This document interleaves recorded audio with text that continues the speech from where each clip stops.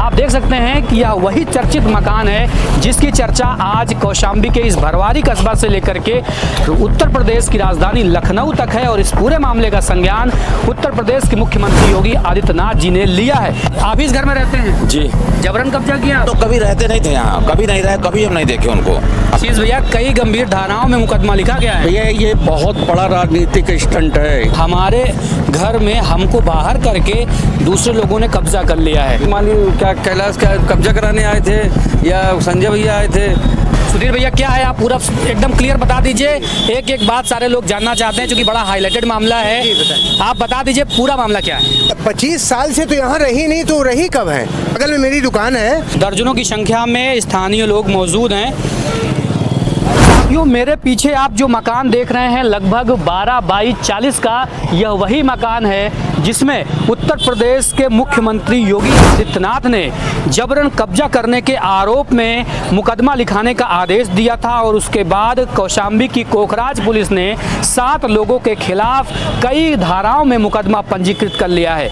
इस मुकदमे में पूर्व विधायक चाल संजय कुमार गुप्ता सहित पूर्व भरवारी के चेयरमैन कैलाश चंद्र केशरवानी और उनकी पत्नी के नाम भी शामिल हैं। वहीं 4 अन्य लोगों के नाम भी इसमें शामिल हैं।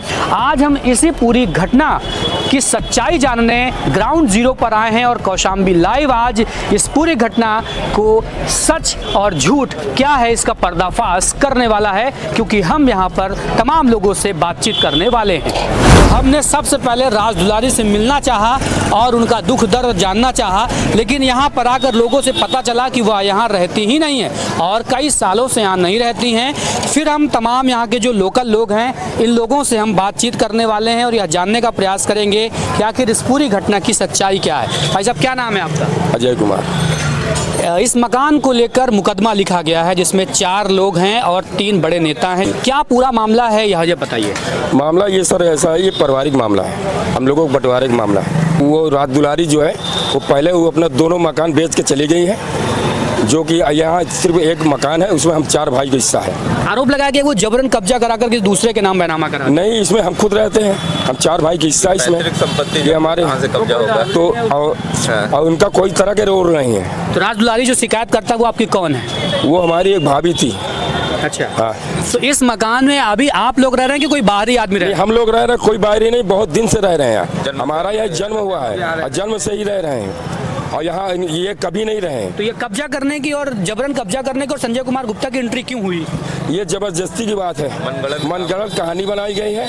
अभी इनके एक लड़का शिव शंकर है, वो सब कार्य कर रहा है। अच्छा, उनका लड़का राज दुलारी का लड़का शिव शंकर है, वही सब कार्य कर रहा है। भाई साहब, क्या नाम है आपका? अरुण कुमार केसरी। क्या मामला है भैया, ये आज यहाँ से लेकर लखनऊ तक इस घर की चर्चा है, हकीकत क्या है?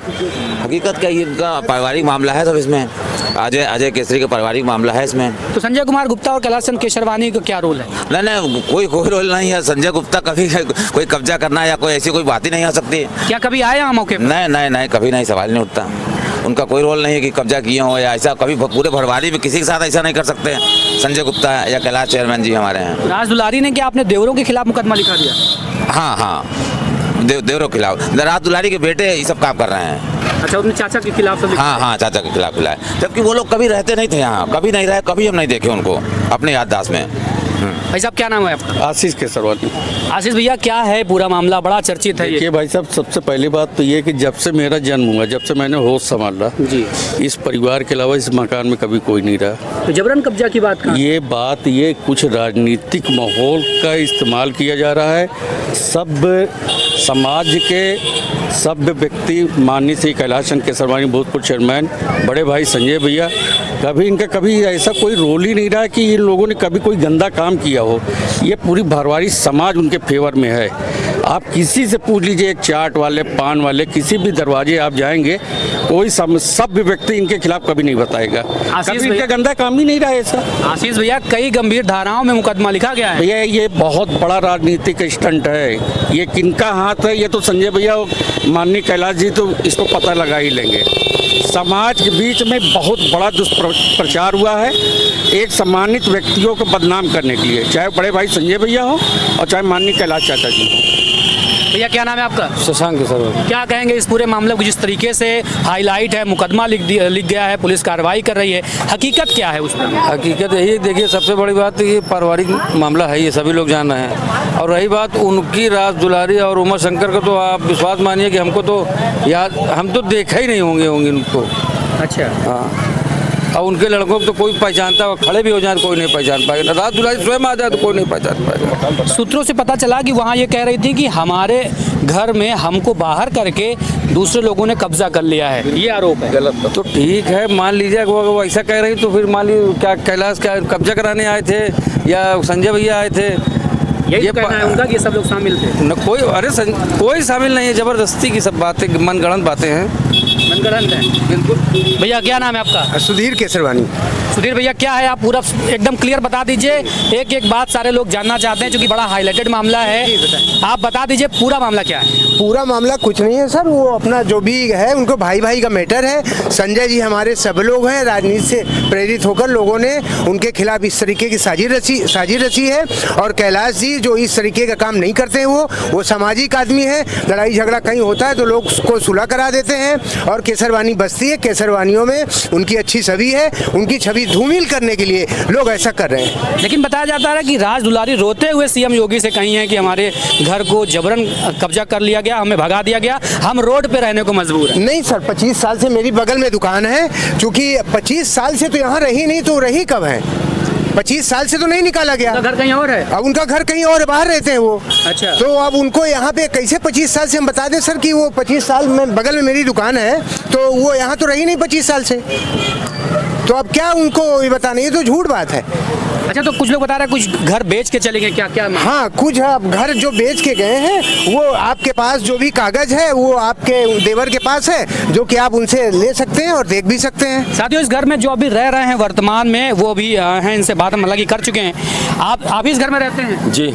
जबरन कब्जा किया आप? नहीं, हमारे यहीं पैदाइशी हुई थी, हम यहीं रहते हैं। तो आप पर आरोप है और संजय कुमार गुप्ता पर भी है कि आपने जबरन कब्जा किया है। ये सब झूठी कहानी, मनगढ़ंत है। ये जो पीड़िता है राज दुलारी कौन है आपकी? ये हमारी भाभी थी।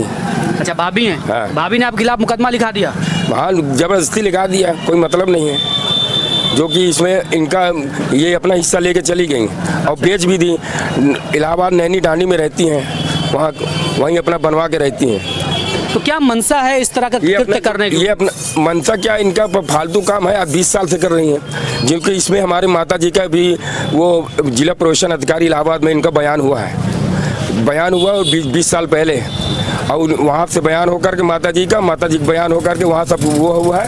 उसके बावजूद भी ये सब फालतू परेशान कर रही हैं सबको। साथियों, आप देख सकते हैं कि यहाँ पर दर्जनों की संख्या में स्थानीय लोग मौजूद हैं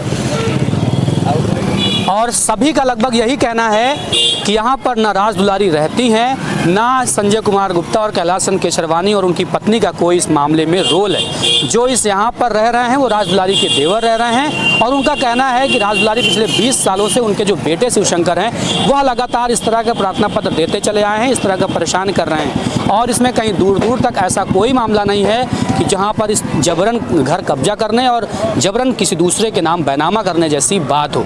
तमाम लोगों से हमने बात किया, सब लोगों ने यही बताया। आप लोगों का क्या कहना है कमेंट ज़रूर करिएगा और इस खबर को शेयर कर दीजिएगा। ऐसी खबर देखने के लिए बने रहिए कौशाम्बी लाइव पर और पेज को ज़रूर फॉलो कर लें। जय हिंद, जय भारत।